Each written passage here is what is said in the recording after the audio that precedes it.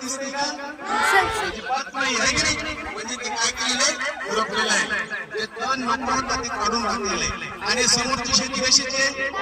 कापूस आहे की नाही. त्याच्यामध्ये पण आहे काय नाही. ते सुद्धा एकदम स्वच्छ केलेले पाहतात. त्या पिकाची वाढ चांगली व्हावी, त्याला फळ याच लाईनमध्ये व्हावी, याच लाईन मध्ये उभा टाका इथं. आणि मी त्या वावरामध्ये थांबलोय. ते कशाचं पीक आहे? गवार. आता गवार फक्त गवारच दिसते का? आतमध्ये गवत भरपूर दिसते की नाही. आता आपल्याला मका कापूस याप्रमाणे आहे तसंच आपल्याला गवार सुद्धा करायचंय. चला सुरुवात करा. निंदायचंय आपल्याला. निंदायचंय मतलब तण काढायचंय. आपल्याला खुरपणं म्हणजे काय, तण काढून टाकणं म्हणजे काय, तण कशाला म्हणतात हे आपल्याला इकडे सर काय सांगतात तण म्हणजे काय.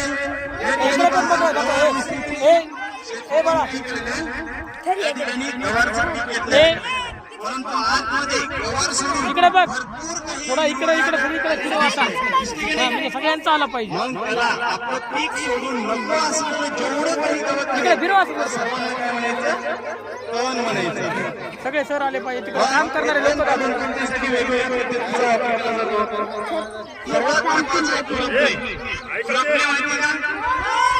एक खुरपा असतो एकदम साधा अवजार आहे की नाही. खुरपं दिसायला खूप छोटं असतं परंतु त्याचं काम खूप मोठं असतं.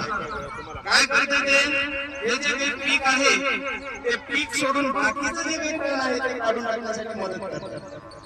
एवढंच नाहीये तर ह्या पिकाच्या मुळाच्या भोवतालची जी माती आहे ती माती मोकळी होती, भुसभुशीत होती.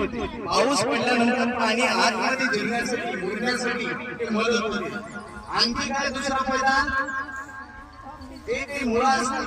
मुळाच्या पण चला वातावरणामध्ये